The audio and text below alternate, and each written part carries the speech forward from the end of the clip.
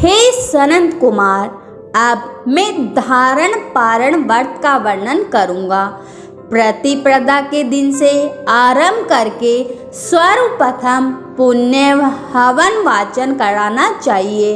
इसके बाद मेरी प्रसन्नता के लिए धारण पारण व्रत का संकल्प करना चाहिए। एक दिन धारण व्रत करे और दूसरे दिन पारण व्रत करे। धारण में उपवास तथा पारण में भोजन होता है। श्रावण मास के समाप्त होने पर सबसे पहले पुण्य हवा वाचन करना चाहिए। इसके बाद हे मानद आचार्य तथा अन्य ब्राह्मणों का वरण करना चाहिए।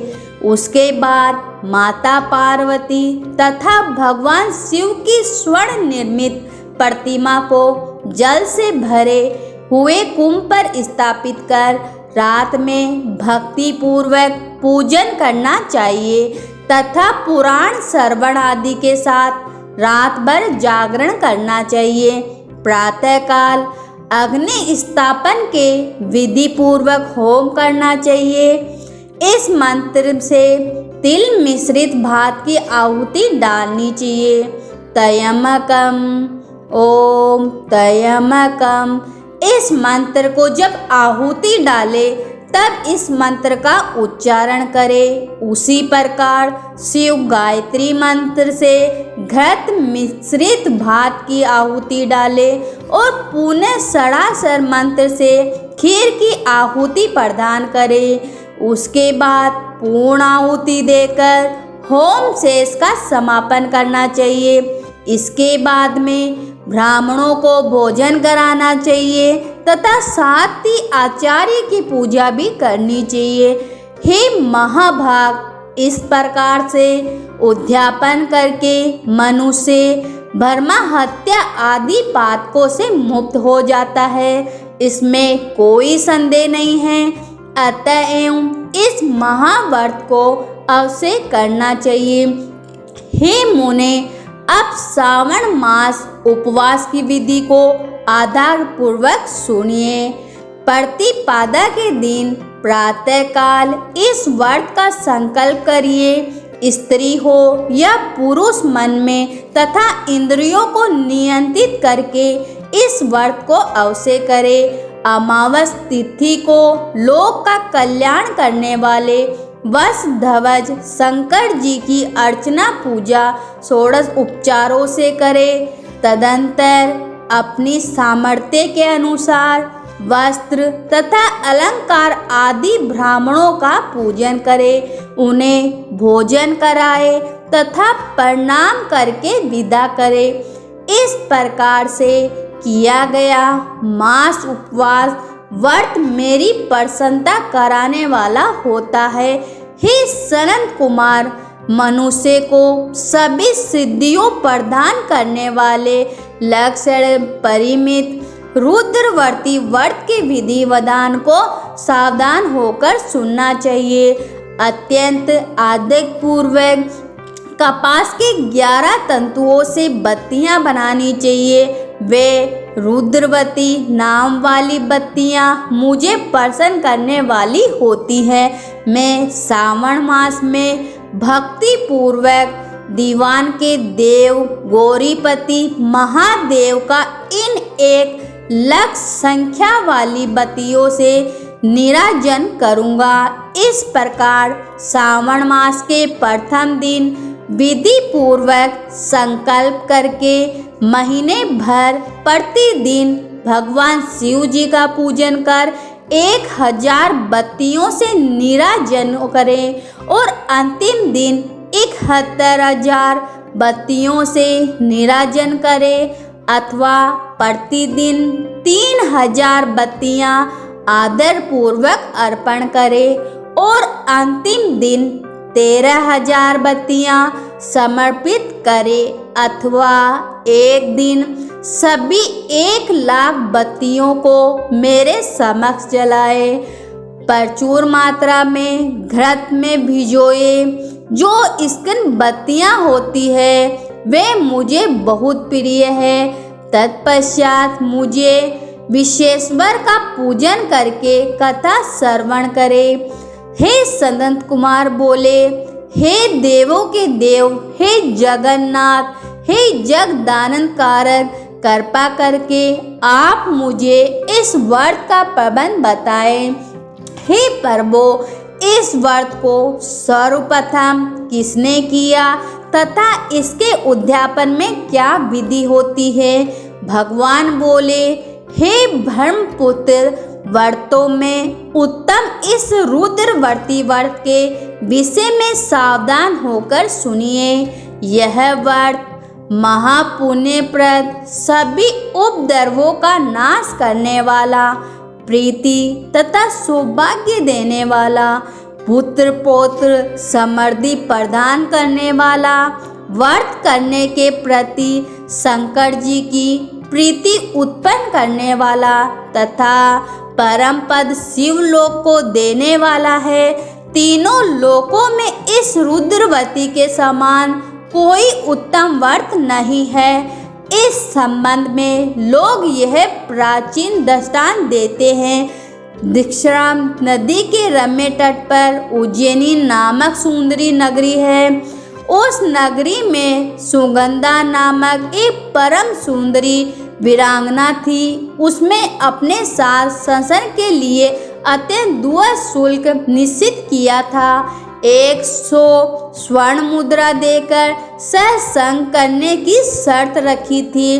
उस सुगंधा ने युवकों तथा ब्राह्मणों को भ्रष्ट कर दिया था। उसने राजाओं तथा राजकुमारों को नग्न करके उनके आभूषण आदि लेकर उनका बहुत तिरस्कार किया था। इस प्रकार उस सुगंधा ने बहुत से लोगों को लूटा था। उसके शरीर की सुगंध को कोस भर का स्थान सुगंधित कर रखता था। वह पृथ्वी तल पर रूप, लावण्य और क्रांति की मानो निवास स्थली थी। वह 6 रागों और 36 रागनियों के गायन में तथा उनके अन्य बहुत से वेदों का भी ज्ञान किया में अत्यंत कुशल थी। वह नृत्य में रंभा आदि देवांगनों को भी तिरस्कार कर देती थी और अपने एक एक पग पर अपनी गति से हाथियों तथा अंशों का वास भी करती थी। किसी दिन वह सुगंधा कटाक्षों तथा बोह चालान के द्वारा कामवनों को छोड़ती हुई कीड़ा करने के विचार से क्षिप्रा नदी के तट पर गई। उसने ऋषियों के द्वारा सेवित मनोरम नदी को देखा। वहाँ कई विपरीत ध्यान में लगे हुए थे तथा कई जप में लगे हुए थे, कई जप में लीन थे, कई शिवाचन में रत थे, तो कई विष्णु जी के पूजन में तत्लीन थे। हे महामुने, उसने उन ऋषियों के बीच विराजमान मुनि वशिष्ठ को देखा। उनके दर्शन के प्रभाव से उसकी बुद्धि धर्म में प्रवृत्त हो गई। जीवन तथा विशेष रूप से विषयों से उसकी विरक्ति हो गई। वह अपना सिर झुकाकर बार बार मुनियों को प्रणाम करके अपने पांव की निवृत्ति के लिए मुनि श्रेष्ठ वशिष्ठ जी से कहने लगी। सुगंधा बोली, हे अनाथनाथ, हे विप्रेंद्र, हे सर्वा विद्या विरादद, ये योगिनी, मैंने बहुत से पाप किए हैं। हे प्रभु, उन समस्त पापों को नाश करने के लिए मुझे कोई उपाय बताइए। ईश्वर बोले, हे सनत कुमार, उस सुगंधा के इस प्रकार कहने पर वे दीन वत्सल मुनि वशिष्ठ अपने ज्ञान दृष्टि से उसके कर्मों को जानकर आदर पूर्वक कहने लगे। वशिष्ठ बोले, तुम सावधान होकर सुनो। जिस पुण्य से तुम्हारे पाप का पूर्ण रूप से नाश हो जाएगा, वह सब मैं तुमसे अब कह रहा हूँ। हे भ्रदे, तीनों लोकों में विख्यात वाराणसी में जाओ। वहाँ जाकर तीनों लोकों में दुर्लभ महान पुण्य देने वाले तथा शिव जी के लिए अत्यंत प्रीतिकर रुद्रवती नामक व्रत को उस क्षेत्र में करो। हे भद्रे, इस व्रत को करके तुम परम गति प्राप्त करोगी। ईश्वर बोले। तब उसने अपना धन लेकर सेवक व मित्र सहित काशी में जाकर वशिष्ठ के द्वारा बताए गए विधान के अनुसार व्रत किया। इस प्रकार उस व्रत के प्रभाव से वह शरीर उस शिवलिंग में विलीन हो गई। हे सनंद कुमार, इस प्रकार जो स्त्री इस परम दुर्लभ व्रत को करती है वह जिस जिस अभिष्ट पदार्थ की इच्छा करती है वह उसे निसंदेह ही प्राप्त होता है। हे सुव्रत, अब पाप मणि कर्तियों का महात्म्य सुने। हे विपेंद्र, उन माणिक्य व्रतियों के व्रत से स्त्री मेरे अर्ध आसन की अधिकारिणी हो जाती है और महापल्य पर्यंत वह मेरे लिए प्रिय भी रहती है। अब मैं इस व्रत की संपूर्णता के लिए उद्यापन का विधान बताऊंगा। चांदी की बनी हुई नंदीश्वर की मूर्ति पर आसीन सूर्यवर्ण भगवान शिव जी माता पार्वती सहित प्रतिमा को कलश पर स्थापित करना चाहिए और विधि के साथ पूजन करके रात्रि में जागरण करना चाहिए। इसके बाद प्रातःकाल नदी में निर्मल जल में विधि पूर्वक स्नान करके 11 ब्राह्मणों सहित आचार्य का वर्णन करना चाहिए।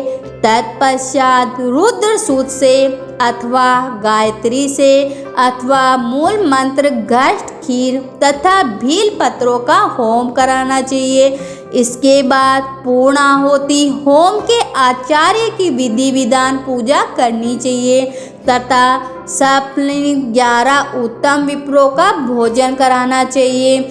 हे सनंद कुमार, जो स्त्री इस प्रकार से व्रत करती है वह समस्त पापों से मुक्त हो जाती है।